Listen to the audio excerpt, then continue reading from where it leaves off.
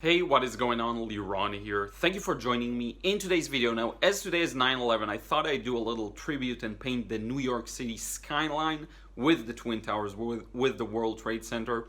Now, I think this is a really good showcase of how hard it is to get the right thing in wet and wet, and I will show you a comparison of the end result and you will see exactly what I mean. And I think this is a good kind of springboard for me because, as I promised, I'm working really hard on improving my watercolor skills in all different ways, meaning color matching, wet and wet, lifting, everything together, composition, planning. And I think this is a good kind of point to start this, show this, and maybe in a month we can regroup and see the growth. So this is kind of an educational, but also a me more sharing. I don't know how much you'll be able to learn from this. Hopefully you will. I hope you will. And with that, let's get to the process. So with the context of this intro, you can probably understand I'm not fully satisfied with how this one turned out. I will reveal more, of course, as the process goes on, but I do think there are great lessons to take away from this. So first off, the drawing stage, I ended up making the horizon line a little lower than it was because I wanted to show less of the water and more of the buildings, honestly. This is a beautiful scene. I will put the link to the reference photo below. I've seen it in many places. It's not from a royalty-free website, but I am using it in under fair use, so hopefully that's okay. But yeah, beautiful photo still showing the World Trade Center as part of the skyline. My focus here is just to basically get the main shapes in. The shapes are the sky, the water, and the buildings. Now you will notice that, for example, the Twin Towers are actually tilted a bit. We're looking at them at an angle because they're not facing directly towards us. They're a little to the left. So that's something you want to, when you think about it, perspective is less important in these kinds of scenes, but it's still, knowing and understanding it can give you an edge in how you design your shapes. It's a funny way of putting it, but it can help you a bit with shape design, making it more interesting and maybe even more true to the source. So just something to have in mind there. Under that, we have a few reflections on the water. We have the sun coming from behind one of the buildings to the left of the Twin Towers, and that's a really kind of nice thing. Now, I did erase it because I didn't want to put the water on it and then be unable to erase that circle I did. Now, as for the colors, I'm writing them on the screen. It's a combination of all of these, but starting with mainly the ultramarine blue, Indian yellow, and Quinacridone Rose, a bit of Parylene red too. Now, what I did was pre-wet the center area. The reason I did that was because that's going to stay as light as that kind of a tea water wash. And around it, I'm going to put in the blue sky and the yellow kind of sunset or sunrise. I think it's sunset. And that area, because I put water there initially, will hopefully stay as it is now without the excess paint. Now, the mistake I made was having the paper at too big of an angle. So a lot of the color flowed over that kind of a circle I drew where the sun is. The glow here comes from how light this area is. Yes, it is a bit warm, it has a bit of yellow in it, but it's mostly light, and that's the thing you want to capture. Now, how do you make it light? By making the things around it dark. But look at the blue here starting to go down into that initial light area that I did. So this painting, overall, the process really showcases the challenge, and here's some Parylene red going there, really showcases the challenge of dealing with large washes of smooth transitions. That's, to me, one of the biggest challenges at the moment, and combine that with color matching, which I'm still working on, and you get a recipe for disaster in a way. So this scene right out the gate is very challenging for me. And I know a lot of people can relate to that because I talk to a lot of you, and you tell me that the thing with large wet and wet washes is just a challenge. So here I am coming back with a relatively dry brush to lift back some of these light areas. So my plan is to do two things now. Lift back while being aware of my bead line underneath, so I still get an even wash, and also darkening around it. So you see the corners have to be darker. So I'm absorbing back the water from the brush, making the area lighter, and then I'll darken around it. But I'm still having a very big challenge with how do I get that gradual transition smoothly. Some will say I should have pre-wet the paper, and that may be true. Instead of doing it this way, I will consider maybe doing another experiment pre-wetting the paper. We'll see how it goes. But now I have to darken the corners to kind of close in on that highlight in the middle. And a big fear I had was that they won't continue moving and I'll get this awkward kind of a line. So I'm using a bit of a water sprayer to get the paint to move, and I'll also make sure to keep the paper at a strong angle like it is now to help this kind of close in on the areas that are lighter.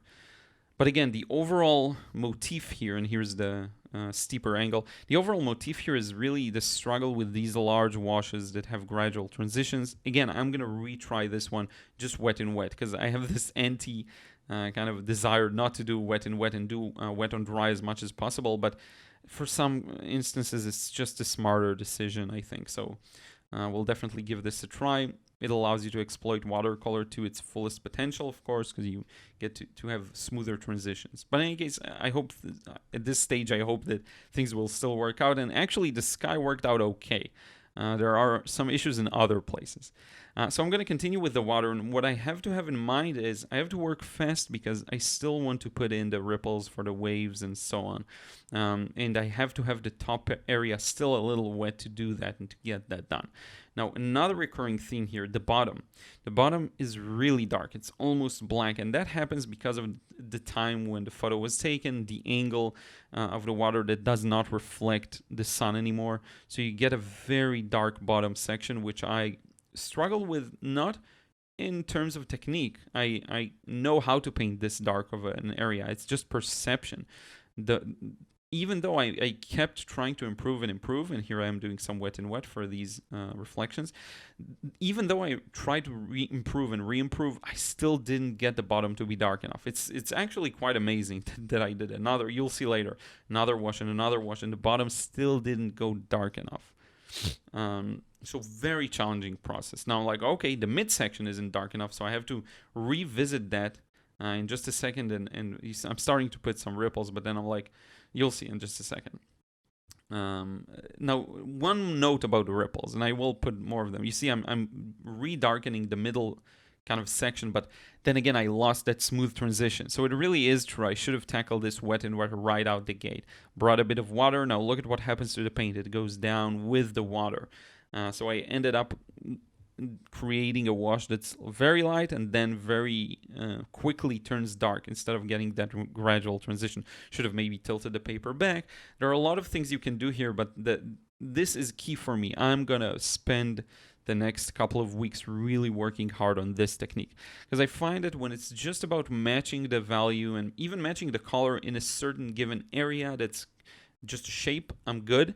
But as soon as it's in the context of a larger wet and wet scene, I really lose the overall control. And especially if it's larger. This isn't that big of a painting, but the larger it is, the harder it gets. But yeah, so now let me give you a word about the ripples. What's important here, and look at how dark the bottom looks, and then it's going to dry so much lighter. What's important here is to kind of get a read on their angle, because you'll see they're angled kind of diagonally in two crisscross kind of ways, and that's a very common theme. So when you're looking at a scene from very, very low angle close to the water, these ripples will flatten as they kind of get closer to the horizon line. But when we look from a higher angle, you start to see their diagonal shapes. So here it's not that low of an angle, to be honest. So you do see a lot of that diagonal shapes, and it's important to get them both directions, both from bottom left to top right and from bottom right to top left, if that makes sense. Okay, and it's very subtle. A master of this obviously is Joseph Zbukvich. Check out any of his scenes that has boats in it, harbors, where he uses very blue. A very blue mix for the water, not just a gray one. And that's often the scenes where you will see a lot of this crisscross action. It looks so good. So just kind of to give you a hint in the right direction. Now what I'm doing is just lifting a bit, because I noticed that above the darker ripples there are lighter sections. Now we could argue that this isn't the right way to go about it. What I actually need to do is darken everything else in the water and maybe leave a few areas a little lighter. Again, water is hard. Water is challenging, and the more of a subtle effect you have, subtler transitions, smoother transitions that incorporate color transitions and value transitions, That's when I'm having a lot of my issues, because here we have a transition from a warm to cool, from a light to dark. Notice how the sides are darker than the center. That's another important thing to get here. And overall, the water isn't dark enough. Just generally speaking, they will have to be covered up by another wash. I have no idea why I'm doing nothing at this stage and why I didn't cut this section out, but that's fine. The sides are darker, so I need to center that highlight in the middle, under the where the sun is actually showing.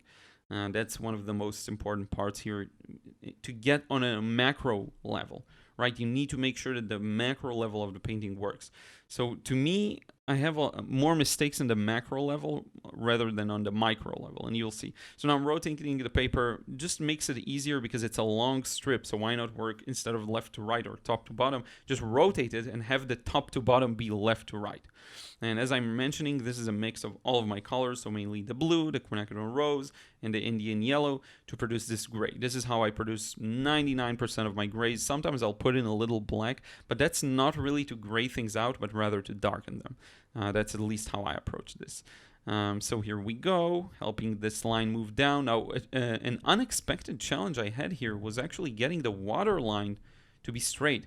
And I know a lot of people, what they do is they put a piece of tape on it, and I should have done that. That would have made it a lot easier. Just tape where the edge of the buildings meets the water. That way you can make sure that the line is straight. So that's definitely something I'll do next. A lot of tricks that I just didn't think about at the moment of painting. Now, this is where the sun shines through the building. So what we'll see here is a transition from a very light yellow, very pale yellow, by the way, to the gray of the rest of the buildings that's slightly darker. And then I'm trying to kind of smoothen that transition. You'll see me blending it a bit more later on. The mix for the building stays generally the same, but I will add a bit more blue to the right section. I don't know why, just because it's more at the sides of the painting, so this is a little bluer. One thing you will notice maybe is that the buildings aren't dark enough. That's actually fine. The top part is okay. The bottom isn't dark enough, and I will rotate it upside down, darken them, and you'll see. It's actually a fun technique. But you'll see a lot of rotation of the paper here, just because it's necessary. You need to have gravity work in your favor, and if you work against it, it can make things very difficult. So here I am just scrubbing off some of the paint to lift and have these rays of light showing through the building, and now it is time to darken the water more. If you look at the reference photo, the water is darker than the sky, generally speaking, so I have to add a thin glaze on top of that while maintaining a center that is light, which I haven't done properly here, which is why you'll see me going over the water again soon. Haven't exploited enough of the wet and wet. I had this thought more about the bottom, making the bottom darker, but I haven't noticed that the sides are darker too. So just to have kind of a mid-video conclusion, we're past the middle, but just to reiterate, most of my mistakes here are macro. It's about the planning of the overall painting, not necessarily about the execution of the smaller details. Because when it's the smaller details, I did okay, but this is a classic example of when the details look right, but the overall thing doesn't work, you can be at a problem.